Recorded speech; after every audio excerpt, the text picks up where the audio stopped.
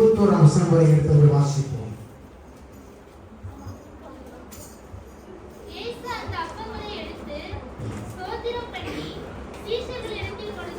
யோவான் 6ஆம் அதிகாரம் 16ஆம் வசனம். சாயங்காலம் ஆனபோது அவருடைய சீஷர்கள் கடற்கரைக்கு அவர்கள் வந்து தம்மை ராஜாவாக்கும்படி பிடித்துக் கொண்டு போக மனதாய் இருக்கிறார்கள் என்று இயேசு அறிந்து மறுபடியும் விலகி தனியே மலையின் மேல் ஏறினார். சாயங்காலம் ஆனபோது அவருடைய சீஷர்கள் கடற்கரைக்கு போய் படவில் ஏறி கடலில் அக்கறையில் உள்ள கப்பல் நகமுக்கு நேராய் போனார்கள்.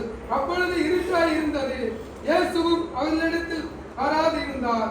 பெருங்காற்று அடுத்தபடியினாலே கடல் கொந்தளித்தது. அவர்கள் ஏறக்குறைய 3-4 மைல் தூரம் கண்டு வலித்து போன பொழுது இயேசு கடல் மேல் நடந்து படகுக்கு சமீபமாய் வருகிறது கண்டு பயந்தார்கள். அவர் நோக்கி, நான் தான், பயப்படாதீர்கள் என்றார். அப்பொழுது அவரை கடலில் ஏற்றுக்கொள்ள மனதாய் இருந்தார்கள். உடனே படகு அவர்கள் போகிற கரையை பிடித்தது.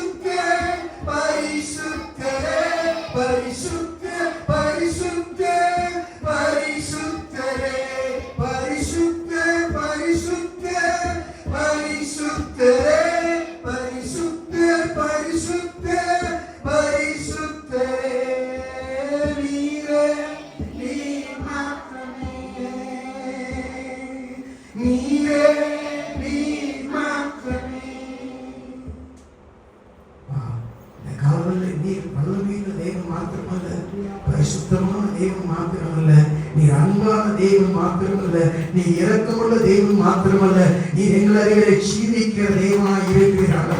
அற்புதங்களை அடையாளங்களை செய்கிற வகையில தேவனாய் இருக்கிறார். நான் நேற்று இன்றும் என்றும் மாறாதவர் என்று சொல்கிறேன். எங்க வாழ்க்கையில் நீங்க உயிரோடு இருக்கிறதுனால நாங்க மற்றவங்களை பார்த்து சொல்லக்கூடிய அளவில் எங்களை வைத்திருக்கிறேன். உங்க வாழ்க்கையில் அதே அற்புதத்தை செய்வார் என்று எங்களுக்கு என்ன செய்தாரோ அதையே உங்களுக்கு செய்தார் என்று சொல்லத்தக்கதாக இந்த காவல் அந்தவரைகளை பலப்படுத்தி நிற்பது என்பது அந்தவரை நிறுத்தி இருப்பது உங்க பிரச்சனை ஆண்டவரே, உங்க வல்லம் ஆண்டவரே, உங்க கிருபை ஆண்டவரே, உங்க மாறாத இரக்கம் ஆண்டவரே, உங்க வல்லமை ஆண்டவரே, ஓ உங்களுடைய ஆண்டவரே பிரசன்னம் ஆண்டவரே, இதற்காக நன்றி ஆண்டவரே. அப்பாவுடைய பரிசுத்த ஆவியான காலங்களில் எங்களோடு கூட இடைபெறுவீராக. ஆசீர்வதியும் இயேசுவின் நாமத்தில் ஜெபம் நல்ல பிதாவே, ஆமென். அல்லேலூயா.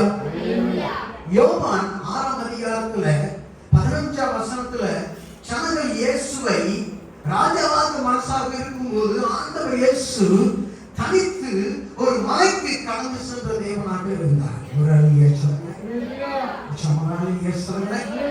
தேவனாகிய கர்த்தர் இயேசுவை அந்த நேரம் ராஜாவாக மாற்றுவது தேவனுடைய சுத்தமாக இருக்கவில்லை என்பதை இயேசு அறிந்தவராக அவர் மலைக்கு கடந்து சென்றார். நம்மளாம் மலைக்கு எதுக்கு போறோம்? சில பேர் மலைக்கு போயிருக்கீங்க. மலைக்கு போறவங்க எதுக்கு பண்ணலாம்? எந்த மலையா இருந்தாலும் பரவாயில்ல, அது எதுக்கு சும்மா சைட் சீயிங்காக போயிருந்தாலும் பரவாயில்ல, இல்ல வேற ஏதாவது நம்பிக்கைக்காக போயிருந்தாலும் பரவாயில்ல, இல்ல யாரு கூடயாவது போயிருந்தாலும் பரவாயில்ல, வீட்டுக்கு தெரிஞ்சு போயிருந்தாலும் பரவாயில்ல, தெரியாம போயிருந்தாலும் பரவாயில்ல. ஒரு அலியா சொல்லுங்க, ஆய்வு பிள்ளை முதல்ல சிரிக்க பார்க்கிறேன். ஒரு அலியா சொல்லுங்க. ஏதாவது ஒரு கட்டத்தில் நாம் எல்லாரும் மலையை நோக்கி கடந்து சென்றிருக்கிறோம். இயேசு தன் சீசனை விட்டு அவர் மலைக்கு கடந்து சென்றிருந்தார். ஆனா எத்தனை பேர் ஆண்டவர் இயேசுவின் சீடர்களாக இருந்தார்கள்? 12 பேர் தெரியும். அவர்கள் ஒரு படகுல அவர்கள் பிரயாணப்பட்டவர்களாக கடந்து சென்று கொண்டிருந்தார்கள். ஒரு அழிய சொல்லுங்களேன், சொல்லுங்களேன். அப்போ அவர்கள் படகுல கடந்து சென்று கொண்டிருந்த போது இயேசு அவர்களோடு கூட இல்லை. இயேசு அவர்களோடு இல்லாத நேரத்திலே ஒரு இருள் சமயம் வர ஆரம்பித்தது. வேதாகமம் இருள் என்று எங்கெல்லாம் குறிப்பிட்டு சொல்லி இருக்கிறதோ அப்படி என்றால் அந்த இருளுக்கு அடையாளமாக இருப்பது எல்லா கெட்ட செயல்களுக்கும் அடையாளத்தை குறிப்பதற்காகத்தான் வேதாகமத்தில் இருள் என்ற வார்த்தை குறிப்பிடப்பட்டிருக்கிறது. கெட்ட செயலா இருக்கலாம், கெட்ட காரியமா இருக்கலாம், பொல்லாத வளங்களா இருக்கலாம், சாபங்களா இருக்கலாம், நஷ்டங்களா இருக்கலாம், வியாதியா இருக்கலாம், எல்லாத்தையும் வேதாகமம் அது சுருக்கி இருள் என்று சொல்லப்பட்டிருக்கிறது. இருளான சமயத்திலே இயேசு அவர்களோடு கூட இல்லை.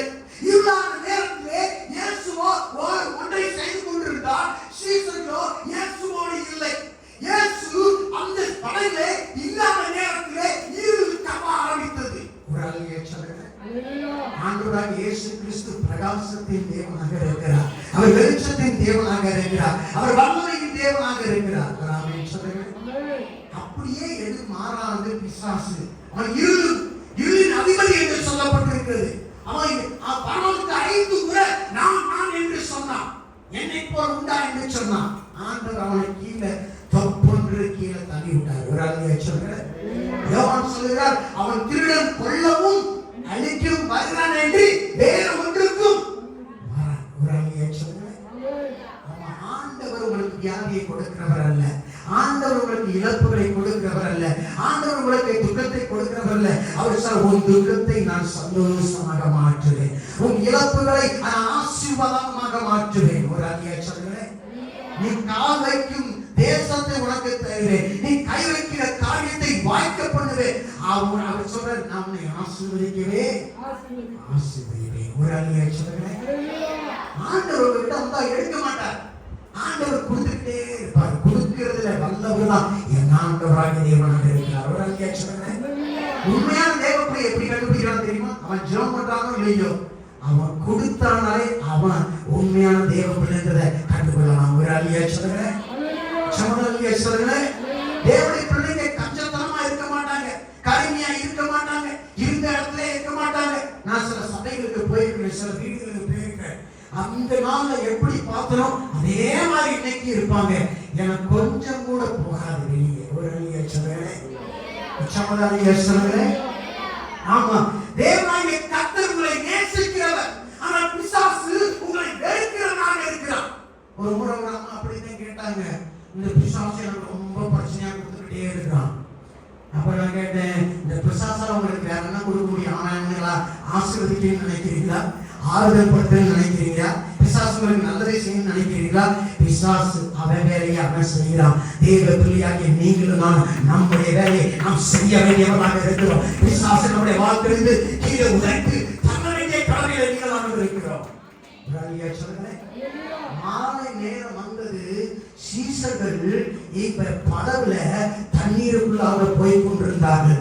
ஆனால் இயேசுவோ சாயங்கால நேரத்துல இருளான சமயத்துல அவர் மலையை நோக்கி மேலேயே போய் அவர் ஜெபிப்பதற்காக கடந்து சென்றவராக இருந்தார். ஒரு அழகிய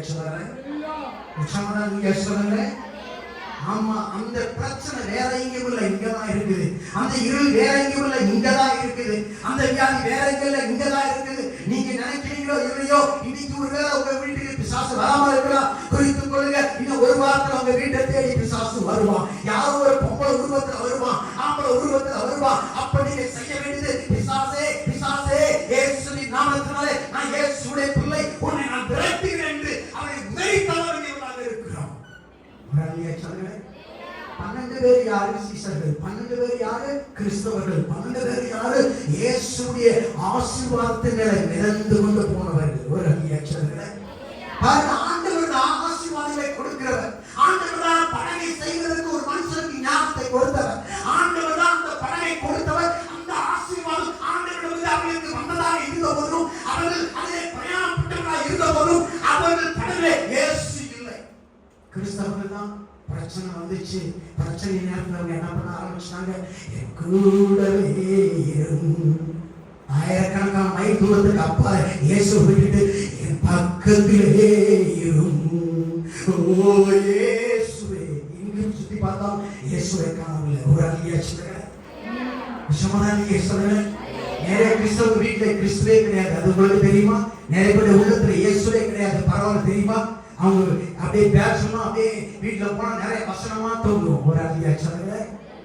இயேசு சொல்றாரு, வெள்ளையடிக்கப்பட்ட கலரையிலே. ஒரு அல்லியா சொல்லுங்க.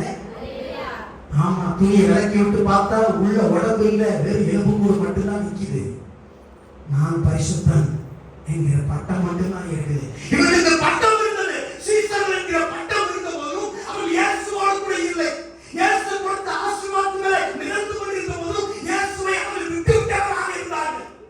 இன்னைக்கு நீங்க நானும் நம்ம நினைக்கலாம், இன்னைக்கு பிரச்சனை வரல, நான் நல்லாதான் இருக்கேன் அப்படின்னு நினைக்கலாம். ஆனா இருள் சீக்கிரமாக வரப்போகிறது. பிசாசு ஏதோ ஒரு உருவத்தில் உங்க வாழ்க்கைக்குள்ளாக வரப்போகிறான், உங்க குடும்பத்துக்குள்ளாக வரப்போகிறான். ஆனா நீங்கள் என்ன செய்து கொண்டிருக்கிறவர்களாக இருக்கிறீர்கள்? இயேசுவோ மலையை நோக்கி மேலே போய் கொண்டிருந்தார். அப்படி சீசர்களோ அங்கே தண்ணீருக்குள்ளாக கீழே போய் கொண்டிருந்தார்கள். இயேசுவோ ஜெபிக்கும்படியாக மலைக்கு ஏறி கொண்டிருந்தார். சீசர்களோ தண்ணீரே நல்ல பாட்டி பாடி விளையாடி கொண்டிருந்தார்கள். இன்னைக்கு கிறிஸ்தவனை எங்க பார்க்கலாம் தெரியுமா? எங்க பார்க்கலாம் தெரியுமா? ஷாப்பிங் மால்ல பார்க்கலாம்.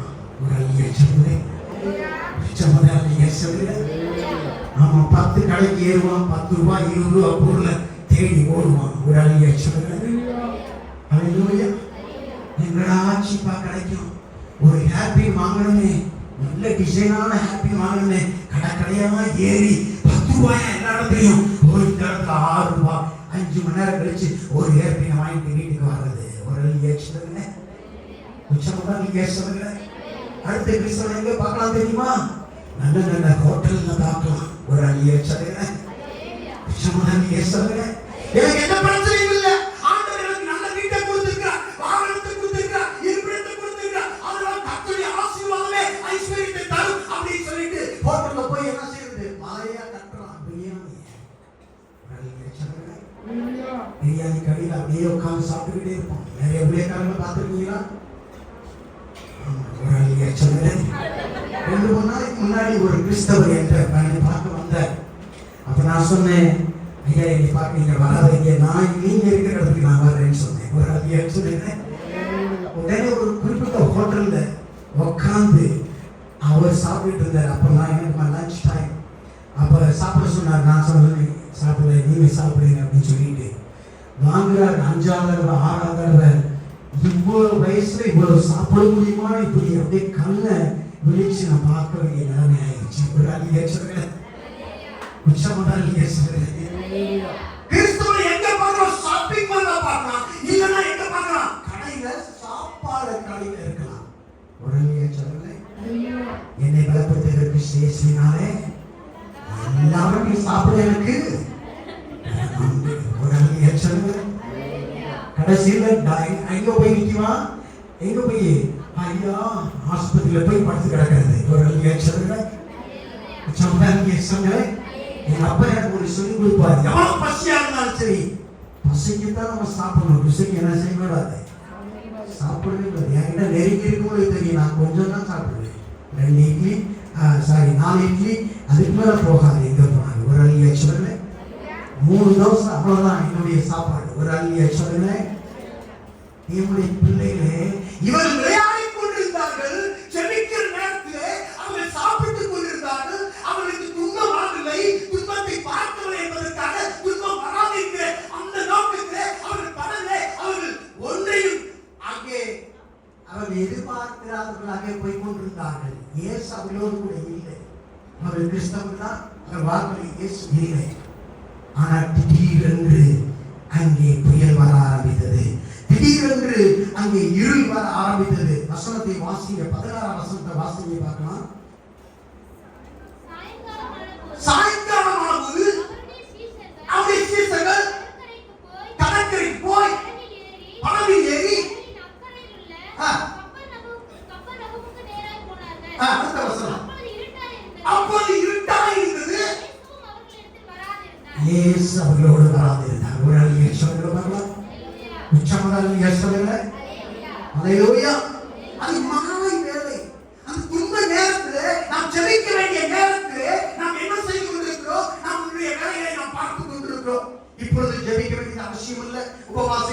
அவசியம் இல்ல. இயேசுவை பத்தி சொல்றதுக்கு அவசியம் இல்ல. அது ஒரு நல்ல படகு. அந்த படகுல இயேசு இருந்தால் என்ன, இல்லாவிட்டால் என்ன, என் வாழ்க்கை நல்லா தான் போயிட்டு இருக்கு. இன்னைக்கு சர்ச்சுக்கு போகாட்டி என்ன, அமைதியாக அவர்கள் இருந்தார்கள். எதையும் எதிர்பார்க்காதவங்க நாங்க இருந்த போதுதான் பிரச்சனை வர ஆரம்பித்தது. அடுத்த வசனத்தை வாசிங்க. பெருங்காற்று அடித்தபடியினாலே ஆ. கடல் கொந்தளித்தது. ஆ. அவர்கள் ஏறக்குறைய 3-4 மைல் தூரம் தண்டு வலித்து போன பொழுது பாருங்க, எத்தனை மைல் தூரம் அவங்க தண்டு வலிச்சு போயிட்டாங்க இயேசுவை விட்டுட்டு. அவங்க பல மைல்கள் தூரம் இயேசுவுக்கு அப்பால் இருந்தார்கள். இயேசுவுக்கும் அவர்களுக்கும் எந்த விதமான உறவு இல்லாமல் இருந்தது.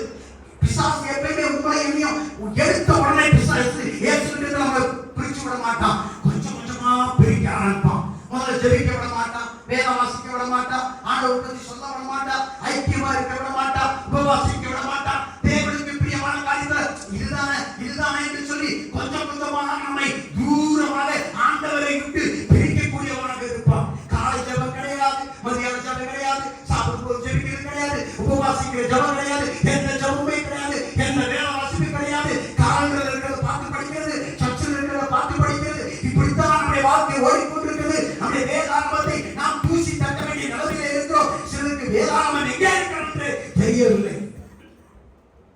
அல்லேலூயா, அல்லேலூயா. ஆமா, சீடர்கள் படகிலே விளையாடிக் கொண்டு பாடிக்கொண்டிருந்தார்கள். பிரச்சனை வரும்போது விளையாடும் நேரம் அதுவாக இல்லை. எதிரி உங்கள் வாழ்க்கைக்குள் வருகிற நேரம் நீங்கள் விளையாடிக் கொண்டிருக்கிற நேரம் அல்ல. அந்த நேரம் தான் நீங்கள் சரியான நேரம், தேவனை தேடக்கூடிய அந்த சமயமாக இருக்கிறது. ஒரு அழிய சொல்லுங்க பார்க்கலாம். உங்க பணம் கீழே போயிடும் பேங்க்ல போட்டீங்கன்னா. உங்களுடைய ஆரோக்கியம் கீழே போயிடும். இன்னைக்கு இருக்கிற அளவு நாளைக்கு இருக்காது. உங்களுடைய உறவுகள் ஓடி போயிடும். உங்களுடைய சொந்த மதம் கீழே ஓடி போயிடும். எல்லா காரியமும் கீழே போகும். ஆனா தேவனாகிய கர்த்தர் மாலை நேரம் வரும்போது உன் ஆரோக்கியம் போனாலும் நீ செய்ய வேண்டியதெல்லாம் ஆண்டவரை தேட வேண்டிய நபராக இருக்கிறாய். ஒரு அழிய சொல்லுங்க. ஆமா, இயேசு கிறிஸ்துவோ ஜெபித்துக் கொண்டிருந்தார். சீசர்களாக விளையாடிக் கொண்டிருந்தார்கள். இயேசுவோ மேல்நோக்கி போய் கொண்டிருந்தார். சீசர்களும் தண்ணீருக்குள்ளாக அங்கே கீழே போய் கொண்டிருந்தார்கள். ரெண்டு பேரும் உள்ள கனெக்ஷனே வேற வேறமாக இருந்துச்சு. ஆண்டவரோடு இருக்க வேண்டிய சீசர்கள், ஆண்டவரோடு செபிக்க வேண்டிய கிறிஸ்தவர்கள் அங்கே விளையாடிக் கொண்டிருக்கிற நபர்களாக இருக்கிறார்கள். ஒரு அழிய சொல்லுங்க. மாலை நேரமும் வந்துருச்சு, இருந்தாலும் கிறிஸ்தவனோ இன்னும் விளையாடி கொண்டு நாம் இருக்கிறான். ஒரு அழிய சொல்லுங்க. கிராமங்களில் போய் பார்க்கும்போது தெரியும், சுவிசேஷம் சொல்றதுக்கு ஆள் இல்லை. சுவிசேஷம் ஒரு சின்ன பிள்ளையை கொண்டு சொன்னா கூட 1000 பேர் கேட்கறதுக்கு 500 பேர் கேட்பதற்கு பிள்ளைகள் ஆயத்தத்தோடு இருக்கிறார்கள். ஊழியர்கள் எல்லாம் ஊழியர் கூட்டம், அங்கே பிரியாணி, அங்கே வேற எண்ணெய் கொடுப்பாங்க, டிவி கொடுப்பாங்க, மிக்சி கொடுப்பாங்க என்று மிகப்பெரிய அழிவுக்குள்ளாக கிறிஸ்தவம் ஓடிக்கொண்டிருக்கிறது. தேவ பிள்ளையே, விசுவாசியாக நீ செய்கிற ஊழியத்தை கூட ஊழியக்காரங்களுக்கு எவனும் செய்கிறது இல்லை. இன்னைக்கு நான் அடிச்சு சொல்றேன், சவால் உண்டு. உடனே சொல்றேன், அவர்களோ கீழே போய் கொண்டிருக்கிறார்கள். சீசர்கள் தான் அவர்கள் இயேசுவுக்காக ஊழியம் செய்ய அர்ப்பணித்தவர்களா, இயேசுவுடைய அழைப்பை பெற்றவர்களா, இயேசுவோடு கூட வந்தவர்களா, இயேசு கொடுத்த ஆசீர்வாதத்தின் பலனை நிரந்தரவர்களா. அவர்கள் இப்பொழுதோ இயேசுவோடு அவர்கள் இல்லை.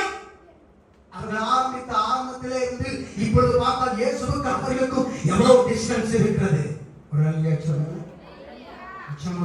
சொல்லுங்க. ஆமா, கிறிஸ்தவர்கள் ஜெபிக்கிறது இல்லை, வேதம் வாசிக்கிறது இல்ல, உபவாசிக்கிறது இல்ல, சபை ஆராதனை முக்கியப்படுத்துறது இல்ல, மற்றவங்களை ஆண்டுக்கு நேரம் வழிநடத்துறது முக்கியம் இல்ல, யாருமே சந்தோஷப்படுத்துறது முக்கியம் கிடையாது, யாருமே ஒத்து போகிற அந்த காரியங்கள் முக்கியம் கிடையாது. எவனை கெடுக்கலாம், எவனை அழிக்கலாம். ஒரு அழிய சொல்லுங்களேன். இயேசுவை விட்டு தூரமாய் போகிற கிறிஸ்தவர்கள் இன்றைக்கு அநேகமே இருக்கிறார்கள். நீங்க இந்த காலத்தில் எப்படிப்பட்ட நபராக இருக்கிறீர்கள்? கடலின் நடுவிலே காற்று பலமாய் அடிக்க ஆரம்பித்தது. ஆனால் அந்த அடிக்கக்கூடிய புயல் உங்கள் வாழ்க்கைக்கு நேராக வந்த போதும், பிசாசு உங்கள் பிள்ளைகள் வாழ்க்கை அடித்திருந்த போதும், உங்கள் திருமணத்தை அடித்திருந்த போதும், உங்கள் வாழ்க்கையில வியாதிகளை கொடுத்திருந்த போதும், இழப்புகளை அடித்திருந்த போதும், நீங்கள் இன்னும் விளையாடிக் கொண்டிருப்பீர்களா? இது விளையாடக்கூடிய நேரம். நீங்கள் மலையை நோக்கி, தேவனை நோக்கி செபிக்கக்கூடியவர்களாக இருக்க வேண்டிய நேரமாக இருக்கிறது. ஒரு அழிய சொல்றேன், நீங்க ஆயத்தமா இருக்கிறது. அப்பதான் காற்று புயல் வரும்போது அதை மேற்கொள்ளக்கூடிய ஒரு கிறிஸ்தவனாக நீங்க இருப்பீங்க. ஒரு அழிய சொல்றேன். ஆமா, பிசாசு சபை மக்களை கெடுக்கும்படியாக பிரச்சனைகளை சீக்கிரமாக தரப்போகிறான். ஆனா இப்போ அந்த படகு நடுங்க ஆரம்பிக்கிறது, ஷேக் ஆக ஆரம்பிக்கிறது, அப்படி குலுங்க ஆரம்பிக்கிறது.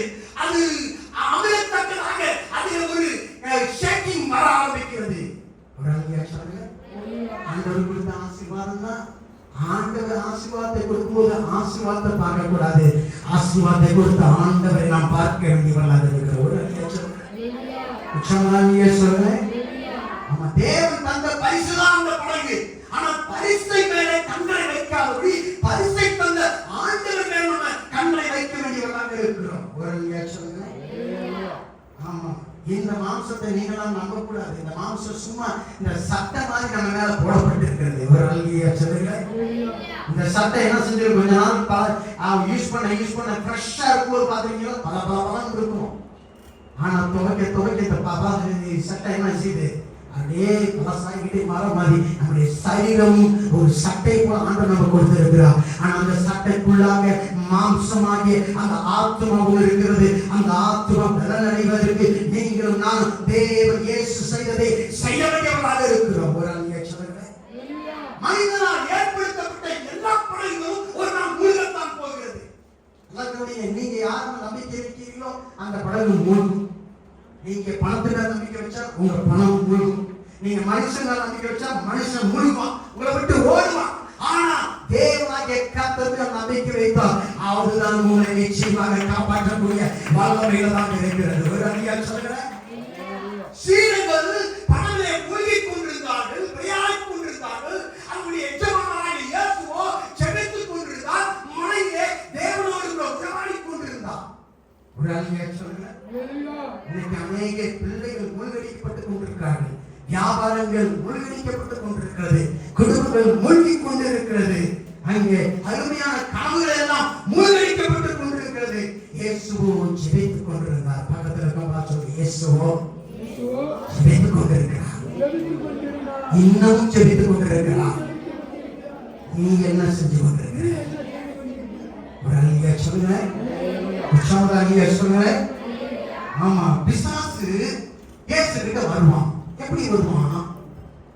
இங்க வராது, இங்க வாங்க, யாருமே ஊழியக்காரர். இப்ப ஒருதான் இயேசுன்னு வச்சுக்கோங்க. அந்த பக்கம் தெரியுங்க, அப்படியே ஜெபம் பண்ணுங்க. பாஸ்டர் கையை தூக்கி இந்த பக்கம் திருப்பி கேங்க, கையை உயர்த்து பார்க்கணும். கையை உயர்த்தி இப்பதான் இயேசு பிதா பிதா கிட்ட இயேசு எப்பொழுதுமே ரெண்டு கரங்களை உயர்த்தித்தான் செபிக்கிறது இயேசுடைய வழக்கமாக இருந்தது. ரெண்டு கரங்களை உயர்த்தி செபித்துக் கொண்டிருக்கிறார். நீங்க தான் இயேசு. இப்ப ஜெபம் பண்ணிட்டு இருக்கிறார். பிசாசு வரான். இயேசுவே, நீ என்ன செய்து கொண்டிருக்கிற? கரங்களை உயர்த்தி நீ ஜெபம் பண்ணிட்டு இருக்கிற. உன் சீசர்லாம் எங்க இருக்கிறாங்க தெரியுமா? உம்மண்டை இல்ல. அவங்க எல்லாம் சாப்பாட்டு பிரியாணி வாங்க, சாப்பாட்டு பிரியாணி வாங்க போயிட்டாங்க, சிக்கன் ஃப்ரை சாப்பிடுறதுக்கு போயிட்டாங்க, ஃபிஷ் ஃப்ரைக்காக போயிட்டாங்க. உங்ககிட்ட இல்ல.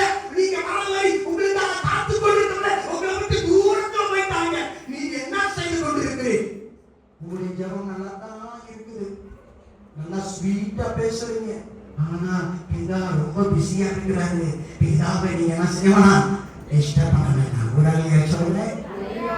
ஹalleluya. ஆனா இயேசு என்ன பண்றாரு? உச்சி அந்த மலையில ஜெபம்பண்ணிட்டே இருக்கிறாரு. உடனே சொல்லுங்க. அவர் நிறுத்தவில்லை, பிசாசு பேசிக்கிட்டு இருக்கான். அடுத்த பக்கத்துல பாத்தீங்கன்னா பரிசுத்த ஆவியானவர், இயேசுவே இந்த ஜெபத்தை நீ விட்டு விடாதீரும். பிதா அங்க எல்லாத்தையும் பார்த்துக்கிறாரு. பிரச்சனை எதுவா இருந்தாலும் பரவாயில்ல, இந்த நேரம் தான் பிதாவை நோக்கி நீ ஜெபிக்க வேண்டிய நேரம். அதனால ஜெபம் பண்றதை நிறுத்தாத, நீ ஜெபித்துக் கொண்டே இரு. பிசாசு சும்மா அந்த பக்கம், இயேசுவே இப்போ உங்களுக்கு தெரியுமா, உன் சீசர்கள்லாம் தண்ணிக்குள்ள போய்கிட்டு இருக்கிறாங்க. இப்போ நீ ஜெபிக்கிறது உன் நேரம் அல்ல. நீ இங்க பிரச்சனை என்ன ஓடிட்டு இருக்கு உனக்கு தெரியாது. அதனால நீ ஜெபம் பண்றதை நிப்பாட்டு, நான் சொல்றதை கேளு. இங்க பரிசுத்த ஆவியானவர் சொன்னார், இயேசுவே அதை எல்லாம் பிதா பார்த்துக்குவாரு. நீ ஜெபம் பண்றதை மட்டும் நிப்பாட்டாத, ஜெபம் பண்ணிக்கிட்டே இரு. நீ கையை உயர்த்திக்கிட்டே இரு, தேவனை நோக்கி பேசிக்கிட்டே இரு. பரிசுத்த ஆவியானவர் இயேசுவை பார்த்து சொல்லி கொண்டே இருக்கிறார். இந்த பக்கம் பிசாசு பேசுகிறான். என்ன பேசுறான் தெரியுமா? இயேசுவே நீ ஜெபம் பண்றதெல்லாம் நல்லா தான் அழகான வார்த்தையா இருக்குது. ஆனா ஜெபம் முடிச்சோடனே நீ எப்படி போகிற? உனக்கு தான் படகுலையே இருந்த கடைசி படகையும் உன் சீசன் எடுத்து போயிட்டாங்க. நீ ஜெபம் பண்றது இப்பொழுது ஒரு காரியத்துக்கு உதவாது. அதனால நிப்பாட்டு. பிசாசு பரிசுத்தாவியானவர் சொல்றாரு, அங்க என்ன சொல்றாரு, நீ எப்படி போகணும்ன்றத என் பிதா அறிஞ்சுக்கிடுவாரு. நீ ஜெபம் பண்றத மட்டும் நிப்பாட்டாத. இயேசுவே நீ ஜெபம் பண்ணி கொண்டே இரு, நீ ஜெபம் பண்ணி கொண்டே இரு, கையில உயர்த்தி கொண்டே இரு, பிதாவோட பேசி கொண்டே இரு. பிசாசு சொல்றான், இயேசுவே உன் சீசர்கள் எல்லாம் அழிய போகிறாங்க. நீ ஜெபம் பண்றது பெரிய விஷயம்தான், நல்ல விஷயம்தான். நீ ஜெபம் பண்றதுக்கு நான் எதிரி கிடையாது. நீ எவ்வளவு நான் ஜெபம் பண்ணிக்க. ஆனா உன் சீசர்கள் எல்லாம் ஒரே நைட்ல அழிய போகிறாங்க. நீ ஜெபத்தை நிப்பாட்டலைன்னா அந்த பிரச்சனை அதுவாக பெரிதாக வெடித்து விடும். ஆனா இந்த பக்கம் பரிசுத்தவான்கள் சொல்றாங்க, இயேசுவே அது எல்லாரையும் என் பிதா பார்த்து வருவார். ஒரு அலியா சொல்லுவாங்க,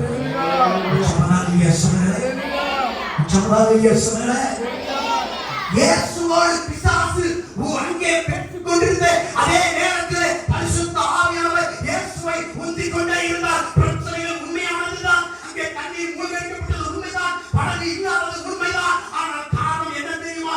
பரிசுத்த ஆவியானவர் இயேசுவை உற்சாகப்படுத்திக் கொண்டே இருந்தார். நீ ஜெபித்துக் கொண்டே இரு, உன்னை சுற்றி எந்த பிரச்சனை வந்தாலும் பரவாயில்ல, நீ பார்க்க வேண்டிய பிரச்சனை அல்ல, என் தேவனாய கர்த்தரை தான் நீ பார்க்க வேண்டியவராக இருக்கிறாய். இந்த காலத்திலே வந்திருக்கிறவர்களை பார்த்து சொல்கிறேன், உங்கள் பிரச்சனை உண்மையானதான், உங்கள் தோல்வி உண்மையானதான், உங்கள் தேவை உண்மையானதான். ஆனால் நீங்கள் பரிசுத்த ஆவியானவருடைய வார்த்தையை கேட்கும்போது நீங்கள் ஜெபிக்கிறதை நிறுத்தவே மாட்டீர்கள். கரங்களை தட்டி கர்த்தரை நாம் ஸ்தோத்திரிக்க வேண்டியவராக இருக்கிறோம். ஹல்லேலூயா, ஹல்லேலூயா. ஆமா, பிசாசு உங்களுக்கும் எனக்கும் அப்படித்தான் சொல்லுவான். நம்முடைய சூழலை கண்முன்பாக நிறுத்துவான். ஆனா இங்க என்ன நடக்குது தெரியுமா? அந்த வசனத்தை வாசிங்க, உடனே ஒரு வார்த்தை இருக்கும். அந்த வசனத்தை வாசிங்க பார்க்கலாம். எடுத்து வாசிங்க. அப்பொழுது படகில் ஏற்றுக்கொள்ள மனதாய் இருந்தார்கள். உடனே படகு அவர்கள் போகிற கரையை பிடித்தது. ஒரு சொல்ல பார்க்கலாம். இயேசு ஜெபத்தை நிறுத்திட்டாரு. இப்போ பிசாசு சொன்னான், எப்படிப்பா நீங்க போறீங்க? படகே இல்லையே, எப்படி போவீங்க? ஆனா என்ன நடந்துச்சு தெரியுமா? இயேசு ஜெபித்த உடனே ஒரு அற்புதம் நடக்க ஆரம்பிச்சது.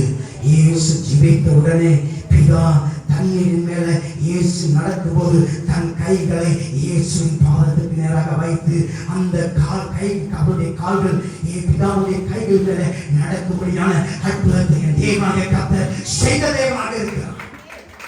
ஹல்லேலூயா, ஹல்லேலூயா. இயேசு அதுக்கு முன்னாடி அப்படி தண்ணீர்ல நடக்கவே இல்லை. பிதாவண்டை ஜெபித்த போது அவர் தண்ணீரில் நடக்கிற அந்த சமயத்தில் பிதாவே அவருடைய கால்களை அவர் தன்னுடைய கையை வைத்து ஏந்தி கொண்டு தேவன் சென்ற தேவனாக இருந்தார். ஒரு அல்லையா சொல்லுங்க, சொல்லுங்க. ஜெபத்துக்கு பிறகு இயேசு கடலை கடக்க வேண்டியது உண்மையான பிரச்சனை தான், படகு இல்லாதது உண்மைதான். ஆனால் அதை குறித்து இயேசு கவலைப்படவில்லை. என் பிதா பார்த்துக் கொள்வார், என் பிதா எப்படியாகிலும் எனக்கு ஒரு காரியத்தை செய்து முடிப்பார் என்று சொல்லி அந்த ஜெபத்திற்கு அவர் தடை வைக்காதபடி அவர் தேவனை நோக்கி பார்த்தபடினாலே அப்படிப்பட்டதான வல்லமையை பிதாவிடமிருந்து இயேசு பெற்ற தேவனாக இருந்தார். ஒரு அல்லையா சொல்லுங்க, என்ன நடக்குது? அந்த வசனத்தை வாசித்தீங்களா? இயேசு அங்க வராரு, அங்க கடல்கள் நடந்து வர்றாரு, சீசன்ல உள்ள போயிட்டாங்க. இப்போ ஆண்டவர் அவருடைய வேலை செய்கிறார். எடுத்து வாசிங்க பார்க்கலாம். அந்த வசனத்தை வாசிங்க. அவர்கள் ஏறக்குறைய 3 நாள் மேல் தூரம் கண்டு வலித்து போன பொழுது இயேசு கடல் மேல் நடந்து படகுக்கு சமீபமாய் வருகிறதை கண்டு பயந்தார்கள். இயேசு உங்ககிட்ட வர்றதுக்கு எந்த மனுஷனுடைய உதவியும் உங்களுக்கு தேவையே இல்லை. அவர் தானாகவே உங்களை நோக்கி வந்து வளர்ந்து உதவி செய்கிற வல்லமையுள்ள தேவனாக இருக்கிறார். இயேசு உங்க வாக்குல வர்றதுக்கு பாஸ்டுடைய ஜெபம் தேவை கிடையாது. நான் ஜெபம்னாதான் உங்களுக்கு அற்புதம் நடக்கல. அவர் அற்புதத்தை செய்ய நினைச்சா அவர் தானாக வந்து உங்களுக்கு உதவி செய்கிற வல்லமையுள்ள தேவனாக இருக்கிறார். ஒரு அல்லையா சொல்லுங்க. பாஸ்டுகளை மந்திரவாதியா மாத்தாதீங்க. என்கிட்ட ஒரு குடும்பம், ஒரு பெத்தானியபுரத்துல ஒரு சக எலக்ட்ரானிக்ஸ் ஒரு குடும்பம் இருந்துச்சு. அந்த குடும்பம் ஒரு ரோமன் கேத்தலிக் குடும்பம். ஐயா ஜோமணி ஆண்டவர்கிட்ட என்ன சொல்றான்னு சொல்லுங்க அப்படின்னு சொல்லுவாங்க. நான் சொல்றேன், என்கிட்ட ஆண்டவர் சொன்னதை சொல்றேன், இதெல்லாம் சொல்ல மாட்டேன். ஒரு அழியாச்சு நீங்க நான் வந்த உடனே ஐயா எனக்கு என்ன சொல்றாங்கறத சொல்லுங்க. அப்போ ஆண்டவர் உங்ககிட்ட சண்டை போட்டுருக்காருன்னா நான் உங்களை பத்தி ஆண்டவர் எனக்கு என்கிட்ட என்ன சொல்றாரோ அதை உங்களுக்கு சொல்ல வேண்டிய இருக்கும். நீங்க ஆண்டவருடைய பிள்ளையாக இருந்தா அவர் உங்களோடய பேசக்கூடிய வல்லமையில தேவனாக இருக்கிறார். ஆமா, நீங்களும் தான் ஆண்டவரோடு நெருங்கி சிரிக்கும் போது நம்ம எப்படி நடக்கணும்ன்றத தேவன் நம்மகிட்ட தான் சொல்லுவாரு. நம்ம அங்கே அவருடைய வார்த்தையை பெறக்கூடிய இடத்துல நம்ம இல்லைன்னா அப்பதான் இன்னொரு திருமணமாக பேசுவார். ஒரு சீடர்கள் இயேசுவை கண்டபோது பயந்தார்கள். என்னடா இது, இதுக்கு முன்னாடி இயேசு இப்படி நடந்ததை நாங்க பார்க்கவே இல்லையே. ஆனால் அவர்கள் இயேசு செய்ததை அவர்கள் காணாதவர்களாக இருந்தார்கள். ஒரு அநேக கிறிஸ்தவர்கள் இன்றைக்கு விளையாடிக் கொண்டிருந்த நேரத்திலே, செபிக்காத நேரத்திலே, கீழே போய் கொண்டிருக்கிற நேரத்திலே ஒரு மனிதன் செபிக்கிறவனாக இருப்பாரா, வேதம் வாசிக்கிறவனாக இருப்பாரா, தேவனை தேடுகிறவனாக இருப்பாரா, தேவனோடு மனையிலே இருக்கக்கூடியவனாக இருப்பாரா, நிச்சயமாக சொல்கிறேன் அவன் தண்ணி மேல மாத்திரமல்ல அக்கினி மேலையும் நடக்கக்கூடிய வல்லமை நாங்கள் கொடுக்கிறதை உண்மையான தேவனாக இருக்கிறார். அல்லேலூயா. சாத்ராக் மேஷாக் ஆபேத்நேகோ என்பவர் மத்தியில் அக்கினி மத்தியிலே அவர் நடந்த தேவனாக இருந்தார். ஒரு அல்லேலூயா சொல்லுங்க. அக்கினியை கடந்து வந்தோம் இல்லையப்பா, கடந்து வந்தோம் நாங்கள் மூழ்கி போகவில்லை அப்பா, உங்க கிருபை எங்களை விட்டு இமை பொழுதும் அப்பா, உங்க கிருபை எங்களை விட்டு இமை பொழுதும் அப்பா, எங்கள் தேவன் நீ, எங்கள் ராஜா நீ, நாங்கள் போற்றிடும் எங்கள் தேவன் நீ, ராஜா நீ, நாங்கள் போற்றிடும். அல்லேலூயா. ஏறக்குறைய 3-4 மைல் தூரம் தண்டு வலித்து போன பொழுது இயேசு கடல் மேல் நடக்கிறாருங்க. கவனிங்க, சீசர்களுடைய பிரச்சனையை இயேசு அறிந்திருந்தாரோ அறியவில்லையோ அது நமக்கு தெரியாது. ஆனால் பிதாவாகிய தேவன் அவருடைய ஜெபத்துக்கு பிறகு தண்ணீர் மேல் நடக்கக்கூடிய வல்லமை ஆண்டவர் அவருக்கு கொடுத்திருந்தார். ஒரு அங்கேயே இப்ப என்ன நடக்குது? அப்பொழுது அவரை படவில் ஏற்றுக்கொள்ள மனதாய் இருந்தார்கள். ஒரு அங்கேயே இயேசு என்ன பண்ணல, ஏன்டா படுபாவிகளா, உங்களோட தான் வந்தேன், சாப்பாட்டு மாக்கிங்களா, என்னை விட்டு ஓடிட்டீங்களா அப்படி சொல்லிட்டு என்னை விட்டுட்டு நீங்க போனீங்கள பிரச்சனைகளை மாத்தி சிக்கி தவிக்கிறான்னு சொல்லிட்டு அவர் என்ன செய்யல, உதவாம நிக்கல. அவருடைய சீசர்கள் எல்லாரும் அங்கே கஷ்டப்படுகிறதை பார்த்து அவர் மனதுருகின தெய்வமாக இருக்கிறார். ஒரு அல்லேலூயா சொல்லுங்க. சமதானிய சொல்லுங்க. நல்லா கவனிங்க. ஏன் ஆண்டவருடைய சமூகத்துக்கு நிறைய பேர் வர முடியவில்லை? ஏன் ஆண்டவருடைய ஆலயத்துக்கு வர முடியல? ஏன் அநேக கிறிஸ்தவர்களால் மாற முடியவில்லை தெரியுமா? அநேக இயேசுவை போன்றதான அநேக கிறிஸ்தவர்கள் இயேசுடைய சுபாவத்தை உடையவர்களாக இருக்க வேண்டியவர்கள் இயேசுடைய சுபாவத்தை உடையவர்களாக இல்லாதபடியினாலே அநேகர் இயேசுக்குள்ளாக வர முடியாதபடி இருக்கிறார். ஒரு அல்லேலூயா சொல்லுங்க. எப்படா இவனை பழி வாங்கலாம், எப்படா அவனை கீழே இழுக்கலாம், எப்படா அசிங்கப்படுத்தலாம், எப்படா அவனை கையை தலை உடைத்துக் கொள்ளலாம், எப்படா அவனை ஊழியர்களை முடக்கலாம், எப்பொழுதுதான் அவனுக்கு பிரச்சனை கொடுக்கலாம் என்று அலைகிற வெறி நாய்களை போல அலைகிற அநேக கிறிஸ்தவர்கள் இன்றைக்கு இருக்கிறார்கள். கிறிஸ்தவர்கள் இங்கே போவதில்லை. ஒரு அல்லேலூயா சொல்லுங்க. அல்லேலூயா. இயேசு நினைச்சிருந்தா படுவாவிகளா உங்களை நான் அழைச்சது இல்லாம, நீங்க ஏன் நான் கொடுத்த படத்துல நீங்க போனதும் இல்லாம நீங்க என்ன பண்ணீங்க, மறந்துட்டீங்க அப்படி சொல்லி அவர்களை வெறுக்கவில்லை. ஆண்டவர் அவர்களை மனதுக்கமுள்ளவராக இருந்தார்.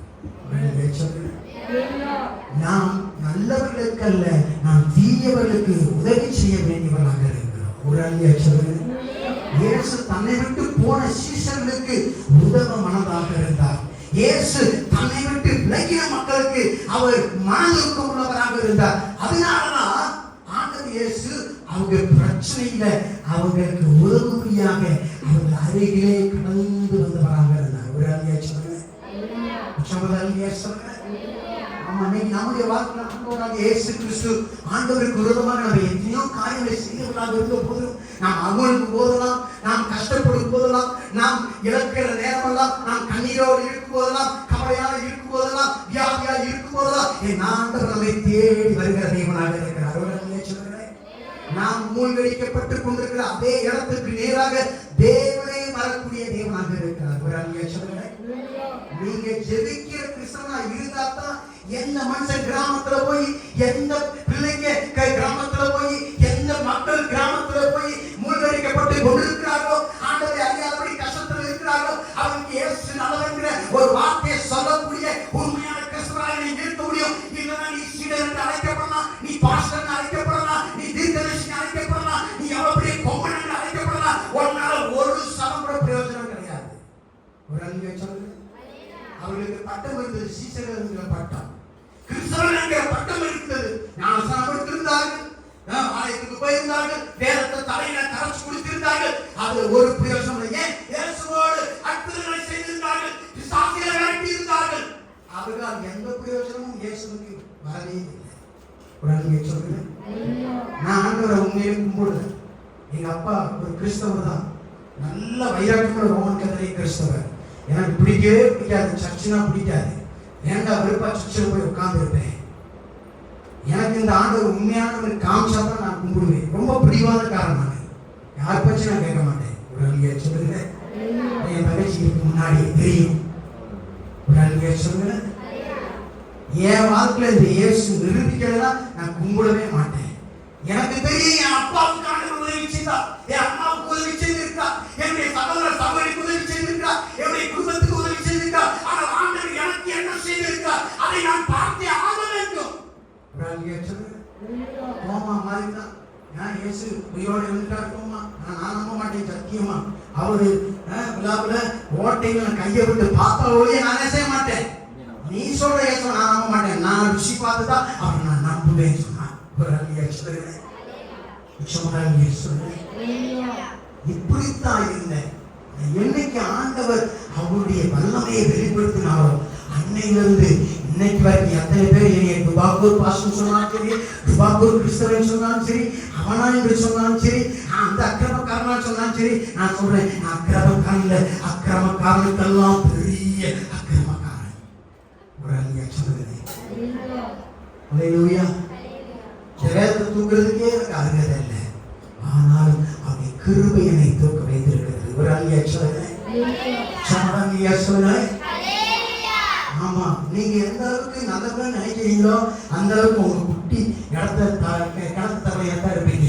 எந்த அளவுக்கு உங்க உண்மையான நிலைமை ஆண்டவர் கொடுப்பீங்களோ அப்பதான் உங்களை ஆண்டவர் பயன்படுத்துவாரு. அவர் சொல்லுவாரு, நீ அதுக்கான பாத்திரம் சொல்லிட்ட, நீ உதவாத பாத்திரம் சொல்லிட்ட, நீ உடஞ்சு போன வண்டின்னு சொல்லிட்ட, நீ ஒக்கிட்ட வண்டின்னு சொல்லிட்ட, நீ காயாங்கட வண்டின்னு சொல்லிட்ட, நீ அங்கே நிக்கிற வண்டின்னு சொல்லிட்ட, யாருக்கும் பிரயோஜனமான வண்டின்னு சொல்லிட்ட. அதனால நான் புதுப்பிக்கிறேன், நான் உன்னை புதுப்பித்து உன்னை நான் அபிஷேகிக்கிறேன், உன் மேல எண்ணெயை ஊத்தி உன்னை நான் பயன்படுத்த ஆரம்பிக்கிறேன் என்று சொல்லுகிற தேவனாக இருக்கிறார்.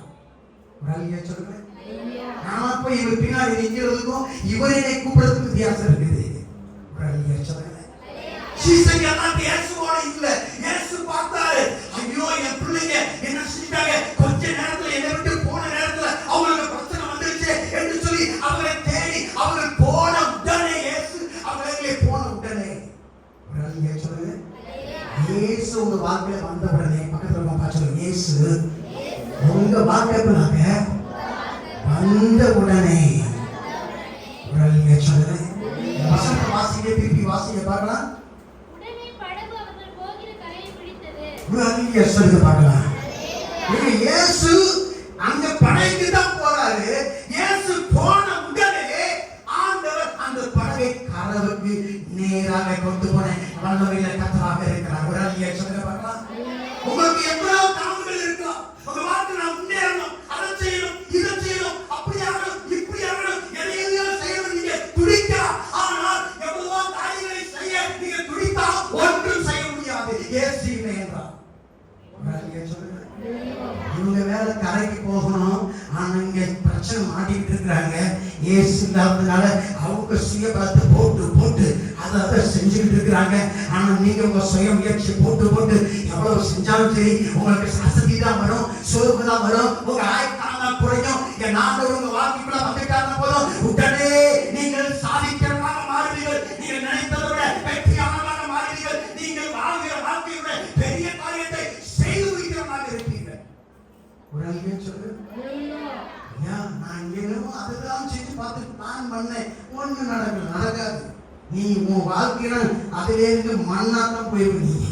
ஆனா என்னைக்கு ஆண்டவர் நீ உன் வாழ்க்கைக்குள்ளாக அங்கே கூப்பிட்டு வைக்கிறதுக்கு மனதா இருக்கிறையோ, என்னைக்கு இயேசு வாக்குல வர்றாரோ, அப்படியே நீ நினைக்கிறதுக்கும் நீ எண்ணுகிறதுக்கும் மேலான காரியத்தை என் ஆண்டவர் உனக்காக நடப்பித்து முடிக்கிறவராக இருக்கிறார். அதான் நான் எப்பயுமே ஆண்டவரை நோக்கி பார்த்து கொண்டிருக்கிறேன். என்னை பார்த்து துபாக்கூர் பாசம் சொன்னா அங்கே ஒரே துபாக்கூர் இடத்துலயே இருக்கலாம். ஆனா ஆண்டவர் எங்கெங்கயோ என்னை கொண்டு போயிட்டாரு. ஒரு அழிய சொல்லுவேன். மனுஷங்களை பார்த்து என்ன சொல்றாங்க நீங்க காதல் வாங்காதீங்க. பிசாசு சொல்லுகிறத கேட்காதீங்க. என் ஆண்டவர் உங்க காதலை என்ன செய்ய சொல்றாரோ அதையே நீங்க கேட்கும் போது அவர் உங்களை உடனே கலைக்கிறாராக அழைத்து செல்கிற கொள்ளுகிறவராக இருக்கிறார். நீங்க நினைக்கிறத விட சாதிக்கிற ஒரு மனிதர்களாக உங்களை மாற்றுவார். உங்களை பார்த்து பேசுற கீழே உட்கார்ந்து இருப்பான். என் ஆண்டவர் உங்களை எங்கேயோ கொண்டு போய் விடுவார். சீசர்கள் கரைக்கு போறதுக்கு போராடின வேலையில இயேசு வந்த உடனே அவரை கரையை வந்து அடைந்தார்கள். ஒரு அழிய சொல்லுங்க. நீங்க உங்க வாழ்க்கையில நீங்க எவ்வளவு காரியத்தை உங்க ஞானத்தை நீங்க யூஸ் பண்ணி பார்க்கலாம், எவ்வளவு பலத்தை யூஸ் பண்ணி பார்க்கலாம், திறமையை யூஸ் பண்ணி பார்க்கலாம், அழகை யூஸ் பண்ணி பார்க்கலாம், எதையோ யூஸ் பண்ணி பார்க்கலாம். ஒன்று உங்களை கரை சேர்க்காது. எப்போ நீங்க ஆண்டவரை உங்க வரைக்குள்ளாக சேர்க்க இருக்கிறீங்களோ அந்த நேரத்தில் ஆண்டவர் உடனே படைக்கிறாங்க. அனுப்பி செல்லக்கூடியவராக இருக்கிறார். ஒரு அழிய சொல்லுங்க. மத்தவன் பார்ப்பான், என்னடா நேற்று வந்தா ஒரு டேரா ஒரு கூட போட்டான், ஒரு எதையோ பண்ணா, அதெல்லாம் செஞ்சான், என்னை பார்த்து எல்லாம் சொன்ன சுத்தி இருக்கவன் தான். இன்னைக்கு பிச்சைக்காரனா இருக்கிறான், வீட்டை விட்டு ஓடுறான். ஒரு அழிய சொல்லுங்க. அவன் என்கிட்ட கெஞ்சிறான், இதை வாங்கிக்கோ அதை வாங்கிக்கோ, எதுவும் என் அப்பா என்கிட்ட இருந்தா போதும். ஒரு அழிய சொல்லுங்க. அல்லேலூயா. சமுதாய சொல்லுங்க.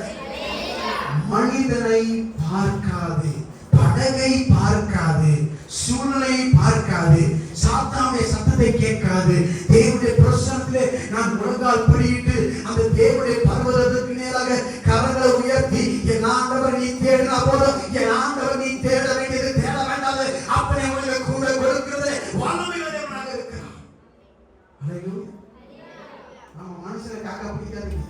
மனுஷன் ஒண்ணும் பண்ண முடியாது, எல்லா மனுஷனும் உயர்த்த முடியாது. அவனே என்ன போட்டிருக்கான், வாடகை சட்டை போட்டுருக்கான். எந்த நிமிஷத்துல அந்த வாடகை சட்டை மண்ணுக்குள்ள போகணும் அவனுக்கே தெரியாது. நாசியில் சுவாசம் உள்ள எந்த மனுஷனையும் நம்பாது. நல்லவங்க எந்த மனுஷன் பைபிள் நல்ல கவனமா படிக்கணும். ஒரு அங்கே சொல்றேன். அல்லேலூயா. இயேசு வந்த உடனே இவங்க செய்ய வேண்டிய சேர வேண்டிய இடத்துக்கு போய் சேர்ந்துட்டாங்க. நீங்க போய் சேர வேண்டிய இடத்துக்கு சேர வேண்டுமா? நீங்க செய்ய வேண்டிய முதலாவது காரியம் என்ன? இயேசு செய்ததே நீங்கள் செய்ய வேண்டியவராக இருக்கிறீர்கள். அநேக கிறிஸ்தவர்கள் அவர்கள் உடனே சாதிக்க முடியாததுக்கு காரணம் என்ன? இந்த சீசர்கள் கீழாக போய் கொண்டிருந்த நேரத்தில் இயேசு ஜெபித்துக் கொண்டிருந்தார். இயேசுவோடு ஜெபிக்கிற கிறிஸ்தவன் தான் அங்கே தண்ணீர் மேல் நடப்பவன் மாத்திரமல்ல, உடனே கரையை சென்று சேரக்கூடியவனாக இருக்கிறார். அல்லேலூயா. நாங்க போய் எதேச்சியா ஒரு இடத்தை வாங்குறோம், அந்த இடத்துல ஒரு ஸ்கூலை கட்டுறோம். கடைசியில் பார்த்தா நிறைய பொம்பளை வராங்க வேலைக்கு. அருமையான சிஸ்டம் மெர்சி அவங்க வந்துருக்குறாங்க. அவங்க எங்களுக்கு யாருமே தெரியாது. கடைசியில் பார்த்தா என் தங்கச்சிக்கு ஃப்ரெண்டு, எங்க அம்மாவுக்கு ஃப்ரெண்டுன்னு சொல்றாங்க. அல்லேலூயா. அதுக்கு பின்னாடியே பார்த்தா அருமையான பாட்டியுடைய மகாவீடு அங்கே. நாங்கள் கேட்டோம், ஆண்டவரே மெர்சி இருக்கிற வீட்டுக்கு பக்கத்துல எங்களுக்கு இடம் கொடுங்க ஆண்டவர். நாங்கள் கேட்டோம், அவர் கரையை கொண்டு போய் சேர்க்கிறாரு. வல்லமையில இருக்கிற கரங்களை தட்டி நான் ஸ்தோத்திரிக்கிறேன். நல்லா நீங்க ஆண்டவருக்கு நீங்க கேட்காத சில ஆசீர்வாதங்களை தருவார். எப்ப தெரியுமா? நீங்க ஆண்டவர்கிட்ட கேட்க வேண்டியதை கேட்டா நீங்க கேட்கிறத விட அதிகமாக கொடுக்கிறதுல ஆசீர்வாதம் உள்ள வல்லமையுள்ள தேவனாக இருக்கிறார். அவர் கொடுக்கிறதிலே வல்லமையான தேவனாக இருக்கிறார். தன் பிள்ளைகளை ஆசீர்வதிப்பதை அவருக்கு பிரியம் என்று சொல்கிறார். அல்லேலூயா. இவன் என் பிள்ளை வச்சுக்கோங்க, என்கிட்ட கேட்டா அப்படின்னு சொல்ல மாட்டேன். நானும் ஒரு நாள் கடைக்கு போனோம். போய் ஒரு கடையில் நாங்கள் போய் இந்த எல்லாம் அந்த இயல்பு தலையெல்லாம் வாங்கிட்டு வந்தோம். சில கதவு டோர்களுக்காக பார்த்தோன்னே அழகான வண்ணவனை மீன்கள். நான் அவன் கேட்கவே இல்லை. உனக்கு ஒரு மீனை வாங்கி கொடுக்குறேன்னு சொல்லுவான். என்ன பெஸ்ட் மீன்? எனக்கே சாதாரண மனுஷன் கெட்ட மனுஷன். நல்லா கம்மியிலே நம்ம நல்லவங்களா கெட்டவங்களா? நல்லவங்களா? ஒரு அன்னைக்கு சொல்லி பார்க்கலாம். பாருங்க, அல்லேலூயா. கெட்டவங்களா ஒரு அன்னைக்கு சொல்லி பார்க்கலாம். நீங்களே ஒத்துக்கிட்டீங்க. நானும் உங்களுக்கு ஒன்றும் சொல்லலை. ஒரு அன்னைக்கு வச்சு கெட்டவங்களா இருக்கிற நம்மளே நல்லது செய்யும் போது நல்லது மாத்திரம் செய்யக்கூடிய கடவுள் எப்படி உங்களுக்கு கெடுதலை செய்வார்? பிசாசு தான் உங்களுக்கு கெடுதல் செய்கிறவனாக இருக்கிறான். அவன் தான் உங்களை ஜெபிக்க விடாமல் இருக்கிறான். அவனுக்கு தெரியும், அவன் உங்களை ஜெபிக்க விட்டுட்டா போதும், தேவனுடைய பிரசன்னத்தில் இருந்துட்டா போதும், தேவன் உங்களை ஈஸியா கரை சேர்த்துவான். அவனுக்கு தெரியும். அதனால அவன் என்ன சொன்னான்? இயேசுவே ஜெபிக்காதீர்கள், ஊழியத்துக்கு போகாதீர்கள், உபவாசிக்காதீர்கள். ஒரு அழிய சொல்லுங்க. அல்லேலூயா. இந்த காலங்களில் நீங்க ஜெபிக்கக்கூடிய கிறிஸ்தவர்களாக இருப்பீங்கன்னா நீங்க சென்று சேர வேண்டிய தூரத்தை விட அதிகமாக உங்களை சாதிக்கிறவர்களாக ஆண்டவர் மாற்றி விடுவார். ஒரு அழிய சொல்லுங்க. சீசையை புரிஞ்சுக்கிட்டாங்க. சீசையை புரிஞ்சதுனால அட்லீஸ்ட் ஆண்டவர் மலைக்கு போனாரு. நாங்க மலைக்கு போகாட்டி பரவாயில்ல, நாங்க மேல் வீட்டில் போய் உட்காரோம்னு சொல்லி மேல் வீட்டில் உட்கார்ந்து இருக்கும் போது பரிசுத்த ஆவியானவர் அவர்கள் மேல ஊற்றப்பட்டார். அக்கினி பிரபுகளால், நாவுகளால, அந்நிய வாசிகளால, உடனே சக்கரவா என்று சொல்லி அவர்கள் ஜெபிக்கக்கூடியவர்களாக மாறினார்கள். அதனால உலகத்தையே அவர்கள் கலக்குகிறவர்கள் இங்கேயும் வந்து விட்டார்கள் என்கிற பேரையுடைய பவனமசிமாக்கள் என்று அழைக்கப்பட்டார்கள். அப்போஸ்தலர்கள் தான் அவருக்கு கிறிஸ்தவர்கள் என்கிற பேர் முதலாவது வந்தது. சொல்லுங்க. அந்த இனத்துல வந்த நீங்க, அந்த அப்போஸ்தலருக்கு பின்னாடி வந்த நீங்க, அந்த சீசன் அடுத்து வந்த நீங்க, அவங்க படகுல போகும்போது தான் மூழ்கினாங்க. நீங்க படகுல போகாம தண்ணியில நடக்கும் போதே மூழ்கி கொண்டிருக்கிறதுக்கு காரணம் என்ன தெரியுமா? நீ செபிக்க வேண்டிய நேரத்திலே பாட்டு பாடி விளையாடி கொண்டு, யூடியூபை பார்த்து கொண்டு, வாட்ஸ்அப்ல பேசிக்கொண்டு, இன்ஸ்டாவிலே போஸ்ட் போட்டி கொண்டு என்னென்ன செய்து கொண்டிருக்கிறாய். நீ செபிக்க வேண்டிய நேரத்திலே எதையோ செய்கிறபடியால் நீ இன்னமும் மூழ்கி கொண்டிருக்கிறாய். நான் உடைய தாழ்வை உன்னை பார்த்து சொல்கிறார், நீ செபிக்க வேண்டிய நேரத்திலே நீ விளையாடி கொண்டிருக்க கூடாது. ஹல்லேலூயா. ஹல்லேலூயா. சிம்பிளா சொல்லட்டா, நீங்க ஜெபம்னால எனக்கு ஒண்ணு இல்லை, ஜெபம்னாக்கி உனக்கு எங்களுக்கு ஒண்ணு இல்லை, சர்ச்சுக்கு வந்தாலும் ஒண்ணு இல்லை, வராட்டி ஒண்ணு இல்லை. ஆனா நீ ஜெபிக்கும் போது உன்னை கொண்டு ஆண்டவர் வச்சிருக்கிற நோக்கத்தை ஆண்டவர் உன் வாழ்க்கை நிறைவேற்றத நான் பார்ப்பேன், நீங்க பார்ப்பீங்க, இங்க இருக்கிறவங்க பார்ப்பாங்க, உங்க ஊருக்காரங்க பார்ப்பாங்க, உங்க சொந்தக்காரர் பார்ப்பார்கள். அவர்கள் எல்லாம் இவன் அல்ல, இவனா இதை செய்கிறது என்று ஆச்சரியப்படும்படியாக ஆண்டவர் உங்கள் அதிசயத்தை செய்து விடுவார். நீங்க டிசைட் பண்ணிக்கீங்க எப்படி இருக்கு. நீங்க உங்க வாழ்க்கையை சூஸ் பண்ணிக்கீங்க. இயேசு செய்ததை செய்ய போகிறீர்களா? இயேசுவை சீசர்கள் செய்ததை செய்ய போகிறீர்களா?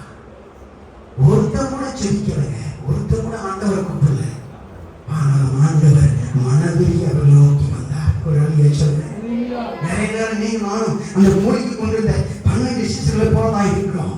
அந்த நேரத்துல ஆண்டவர் நம்ம வாழ்க்கையில ஏற்றுக்கொள்வதற்கு நாம் மனதா இருக்குமோமானால், என் ஆண்டவராக தேவன் உங்களுக்காக எனக்காக செபித்தவர் இன்னொரு பக்கத்துல செபித்துக் கொண்டிருக்கிறார். என் பிள்ளை எப்படியாகியோ அவன் மூழ்கி விடக்கூடாது, இந்த தவறை மூழ்கி விடக்கூடாது, பிசாசுகள் அங்கே தாக்கப்பட்டு விடக்கூடாது. பிதாவே, என்னுடைய பிள்ளைகளை நீ பாதுகாத்துக் கொள்ளும். இவனுக்காக நான் சிலுவையிலே ரத்தத்தை சிந்திவிட்டேன், அவர்களுக்காக நான் மீண்டும் அழைத்துக் கொள்ள போகிறேன் என்று சொல்லி இன்னமும் அவர் செபித்துக் கொண்டிருக்கக்கூடியவராக இருக்கிறார்.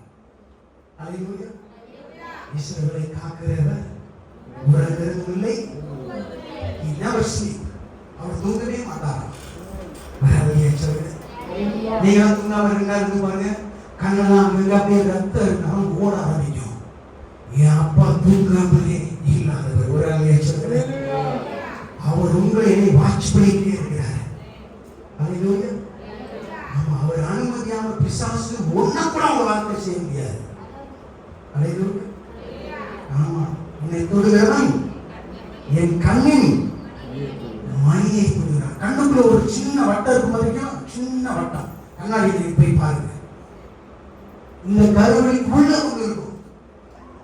பிதாவுடைய கருவியை தொடுகிறதுக்கு அடையாளம் தராங்க. அப்ப பிசாசு அவன் எந்த அளவுக்கு மேல கண்ணாமூலமாக இருப்பான். ஒரு அழிய சொல்லுங்க. அல்லேலூயா. போன வாரம் நான் சொன்னேன்ல, எல்லா பரீட்சையும் நம்மளால என்ன செய்ய முடியாது, பாஸ் பண்ண முடியாது. தாவீது கோலியாத் பரீட்சையில பாஸ் பண்ணான், பச்சைப்பால் பரீட்சையில என்ன செய்யல, பாஸ் பண்ணல. மோசே சிவந்த சமுத்திரத்தை பரீட்சையில பாஸ் பண்ணான், ஆனா கண்மாடி பரீட்சையில என்ன பண்ணான், ஃபெயில் ஆயிட்டான். உங்க வாழ்க்கை என் வாழ்க்கையில பிசாசு ஒரு தடவை நீங்க தோத்துட்டீங்கன்னா உங்களை விட்டுவிட மாட்டான். தொடர்ந்து உங்களை அடுத்த பரீட்சையில உங்களை சோதிக்கிறதுக்கு ரெடியா இருக்கான். முராரியா சொல்லுங்க. நீ ஜெபம் பண்றவனா நீ வேதம் வாசிக்க முடியாதபடி தடை கொடுப்பான். நீ வேதம் வாசிக்கணும்னா ஜெபிக்க முடியாதபடி தடை கொடுப்பான். ரெண்டு ரீசனா நல்ல ஐக்கியம் இல்லாதவனாக வைப்பான், மன்னிக்கிறவனா இல்லாதவனா வைப்பான், விட்டு கொடுக்கிறவனா இல்லாதவனா வைப்பான், தேவனுடைய அன்பினா விருப்பப்பட்டவனா இல்லாதவனா இருப்பான், ஊழியம் செய்ய முடியாத வைப்பான். பிசாசு அப்படியே பெரிய மந்திரவாதி அனுப்பி அதை செய்ய மாட்டான். இன்னொரு கிறிஸ்தவனை வச்சுதான் உங்களை என்ன பண்ணுவான், வேலையை நடப்பிக்கிறவனாக இருக்கிறான். ஒரு அழிய சொல்றேன். இயேசுவை காட்டி கொடுத்தது வேற யாரும் இல்லை, வெளியாரும் இல்லை. இயேசுவோட இந்த போர்ட்ல இருந்த ஒரு ஆள் தான் காட்டி கொடுத்தான். ஒரு அழிய சொல்றேன். நான் பல ஆண்டுகளுக்கு முன்பதாக எங்க பாய்ஸ் அண்ட் கேர்ள்ஸ் 2 பேருக்கும் நாங்க இந்த ஆசிரம் வச்சிருக்கும் போது ஒவ்வொரு ஞாயிற்றுக்கிழமை நான் என்ன நேரம் அப்படின்னு சொல்லிட்டு ஒரு ஒரு பானை அங்க வச்சிருப்பேன். நல்லா பூட்டு போட்டு பூட்டிப்போம், காணிக்கப்படி மாதிரி இருக்கும். அந்த பசங்க ஏதாவது பிரச்சனைனா என்ன சொல்லி எழுதி போடணும். சண்டே ஈவினிங் அவங்களுக்கு அந்த ஒவ்வொன்றா எடுத்து வாசிக்கிட்டே இருப்பேன். ஒருத்தன் சர்ச்சில் என்ன பண்ணா தூங்கினான்னு எழுதியிருப்பான், ஒருத்தன் கலமாண்டான்னு எழுதியிருப்பான், ஒருத்தன் அந்த ஸ்கூல்ல ஃப்ரெண்டுகளோட சேர்றான்னு எழுதியிருப்பான். அது ஒருத்தன் எழுதியிருந்தான், பிரதர் உங்களுக்கு எதிரிகள் வெளியில் இல்லை.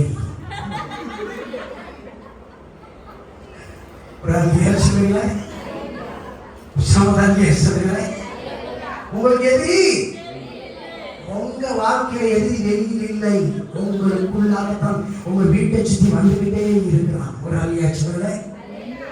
அல்லேலூயா. இயேசுவையே பிசாசு விட்டு வைக்கவில்லை.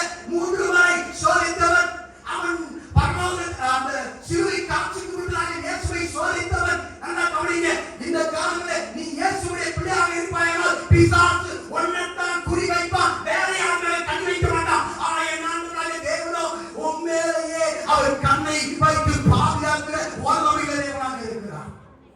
அல்லேலூயா. ஆமா, பிசாசை விட என் ஆண்டவர் பெரியவர். உலகத்தில் இருப்பவனிலும் உங்களில் இருக்கிறவர் பெரியவர். இன்னைக்கு கொஸ்டின் என்னன்னா, இயேசு என் வாழ்க்கையில் இருக்கிறாரா இல்ல நானா என்ன சொல்லிட்டு இருக்கேன்? இயேசு என் வாழ்க்கையில இருக்கிறது போல இயேசு என் வாழ்க்கைக்குள்ளதான் இருக்கிறாரு. நான் இயேசுடைய சீசன் தான், இயேசு சொன்ன போட்டு தான், அவருடைய ஆசீர்வாதத்தினால தான் நான் சவாரி செஞ்சுக்கிட்டு இருக்கேன். இயேசு என்கிட்ட தான் இருக்கிறான் நானா நினைச்சிட்டு இருக்கிறான், இது உண்மையிலே என்கிட்ட இருக்கிறாரா? அதுதான் நீங்க கேட்க வேண்டிய கேள்வி. இயேசு வாழ்க்கையில் இருந்தா இந்த சிஸ்டர் வந்து என்னை பைபிள் படிக்க சொல்ல தேவையில்லை, இந்த பிரதர் வந்து என்னை சர்ச்சுக்குவான் கூப்பிட தேவையில்லை, இந்த சிஸ்டர் வந்து என்னை வந்து ஊழியம் செய்ய சொல்ல தேவையில்லை. நான் ஆட்டோமேட்டிக்கா செயல்பட ஆரம்பிக்கிறேன். ஒரு அநியாயங்களே செபிக்கிற மனிதனால் தான் அதை செய்ய முடியும். எத்தனை பேர் உங்க வீட்டுல போய் தனி ஜபத்தை நான் செய்யறதுக்குள்ள ஒரு உச்சமான சொல்ல வரலாம். கையை கம்மியா இருக்கேன். ஒரு அநியாயங்களே. அல்லேலூயா. ஜெபம் தான் ஒரு கிறிஸ்தவனுக்கு உயிர் நாடியாக இருக்கிறது. ஒரு அநியாயங்களே. வேத வாசிப்பு உடம்புனா உயிர் நாடி என்னது? ஜெபமாக இருக்கிறது. ஒரு அநியாயங்களே. ஒரு தேவ மனிதர் லியோனார்ட் ரேவன்கிரி அப்படின்ற ஒரு தேவ மனுஷர், அவர் ஒரு புக்கை எழுதியிருக்கிறார். இந்த புக்கை நீங்க போய் படிச்சீங்கன்னா பிரேயரை பத்தி ஒரு புக்கு. அவர் சொல்றாரு, ஜெபிக்காத கிறிஸ்தவனே, உனக்கு கிறிஸ்துவுக்கு எந்தவிதமான சம்பந்தமும் இல்லை. நீ ஜெபிக்கலைன்னா இயேசுவுக்கு உனக்கு எந்த கனெக்ஷன் கிடையாது. நீ யாரோ இயேசு யாரோ. நீ ஜெபிக்கவில்லை என்றால் உண்மையான கிறிஸ்தவனே இல்லை என்று சொல்கிறார். ஒரு அநியாயம். ஆமா, இயேசுவே ஜெபம் பண்ணாருங்க. இயேசுவே ஜெபம் பண்ண அவசியமே இல்லை. அவர் தேவனுடைய குமாரன். அவர் ஆனா இரவெல்லாம் ஜெபிக்கிற தேவனாக இருந்தார். ஒரு அடியை சொல்றேன், 100% இயேசு தேவனாக, 100% மனுஷனாக இருந்தார். பிசாசின் அண்டை போல இயேசுவை சோதித்தார். ஆனால் பிசாசால் இயேசுவை மேற்கொள்ளவே முடியவில்லை. ஆனா நம்ம வாழ்க்கையில பிசாசு எத்தனை முறை ஜெயத்தை எடுத்து இருக்கிறான். ஆனா மீத உள்ள நாட்கள் பிசாசுக்கு நீங்க ஜெயத்தை கொடுக்க போகிறீங்களா? இல்லாவிட்டால் பிசாசின் நீங்க ஜெயத்தை எடுக்க போகிறீங்களா? அது உங்க பலத்தினால் அல்ல, நீங்க தேவனை தேடுகிறதே தான் இருக்கிறது. உடனே சொல்லுங்க, என்னைக்கு நாங்க 6ஆம் கிளாஸ் படிச்சோமோ அப்பயே எங்க அம்மா, நீங்க 6ஆம் முறைக்கு உங்க துணியை நீங்க தான் துவைக்கணும், வாரத்துக்கு ஒருத்தர் பாத்திரங்கள் கழுவணும், ஒருத்தர் நல்ல தண்ணி எடுக்கணும், ஒருத்தர் வயக்காட்டில் போய் இதை அடைக்கணும், வாரப்பெல்லாம் அடைக்கணும், ஒருத்தர் போய் என்ன செய்யணும், மாட்டுக்கு சாணி எண்ணணும், பண்ணைக்கு கொண்டு போகணும். எல்லா வேலைகளையும் ஒரு விவசாயியை போலதான் நாங்கள் வாழ்ந்து கொண்டிருந்த நேரத்தில் கூட எனக்குள்ளாக ஒரு ஆண்டவருடைய வல்லமை புறப்பட ஆரம்பித்தது. எங்க அம்மா என்ன ஆம்பளைன்னு சொல்லிட்டா, நான் இன்னும் சின்னத்துல இல்ல, அதனால நான் ஆண்டவரை தேடுகிறதுக்கு குடுகுடி கிளம்பனானவரை தேட முடியாது, ஒட்டி போட முடியாது. அதனால காலையில நான் எவ்வளவு வேலை செஞ்சாலும் சரி, சாயந்தரம் எவ்வளவு டயர்டா இருந்தாலும் சரி, பள்ளியோட விட்டு வந்தவனே மூச்சியை கழுவிட்டு நேரா ரூமுக்குள்ள போய் ஒரு சேரை போட்டு இயேசுவே இந்த சேர்ல நீங்க இருக்கிறேன்னு சொல்லிட்டு அவரோட 1/2 மணி நேரம் ஜெபம் பண்ண ஆரம்பிச்சேன். ஒரு அன்னைக்கு சொல்லுங்க, அல்லேலூயா. வேதாமுக்கு கல்லூரி போகும்போது நைட்டெல்லாம் ஜெபம் பண்ண ஆரம்பிச்சேன். வேத வசனத்துல இருக்கிறபடி பேய்கள் ஓட ஆரம்பித்தது. நான் அல்ல, எனக்கு பின்பதாக, எனக்கு உள்ளாக, என்னை சுற்றிலும் அவருடைய பிரச்சனை இருக்கிறதுனால இன்னைக்கு மொழி தெரியாத பேய்கள் எல்லாம் அலற ஆரம்பிக்கிறது. ஒரு அடியா சொல்லுங்க, நிச்சயமா சொல்லுங்க. கவனிங்க, அந்த ஜெப கோபுரத்தை நீங்க எழுப்ப வேண்டும். ஜெபமலைக்கு நீங்க போகக்கூடாது. ஜெப கோபுரங்கள் எங்கெல்லாம் இருக்குன்னு மனுஷன் சொல்லியிருக்கிறான், அங்க போகக்கூடாது. உங்க அறை கிட்ட பூட்டி நீங்க ஜெபம் பண்ணும்போது அந்த அறை பரிசுத்தமான அறையாக மாறுகிறது. கரங்களை தட்டி நான் கர்த்தரை ஸ்தோத்திரிக்கிறோம். அல்லேலூயா. அமெரிக்காவில் ஒரு மிகப்பெரிய ஊழியக்காரர் இருந்தார். அவர் பேரு பில்லி கிரஹாம். அவர் பேரு என்ன? பில்லி கிரஹாம். அவர் பேசும்போது லட்சக்கணக்கான மக்கள் வருவார்களாம். ஆனா அந்த சீக்ரெட்டுக்கு, அவருடைய வல்லமைக்கு என்ன காரணம் அப்படின்னு மக்கள் கேட்டாங்களாம். அப்போ அவர் சொன்னாராம், நான் டெய்லி என் வீட்டுக்குள்ள ஒரு அறை ரூம் வச்சிருக்கிறேன். அந்த அறை ரூமுக்குள்ள இன்னைக்கு வரைக்கும் என் பிள்ளையோ என் ஒய்ஃபோ யாருமே போனதில்லை, நானும் என் அப்பாவும் மாத்திரம் நினைக்கிறோம். உடனே சொல்லுங்க, போய் காலில் நினைச்சோ அப்படியே பிரசம் பண்ணுவாராம். எல்லாம் மரங்களை பார்த்து மரங்கள் எல்லாம் மக்களாக நினைத்துக் கொண்டு பேசுவார். ஒரு நாள் வந்தது, அவர் தெருவில் நின்று பிரசங்கம் பண்ணும்போது கேலி பண்ணினார்கள். எத்தனையோ மனிதர்கள் அவரை தூக்கினார்கள், ஏசினார்கள். ஆனால் அவர் இறப்பதற்கு முன்பதாக அமெரிக்க ஜனாதிபதி மாத்திரமல்ல, உலகத்தில் இருக்கிற அத்தனை ராஜ்யங்களும் அத்தனை தேசத்தாரும்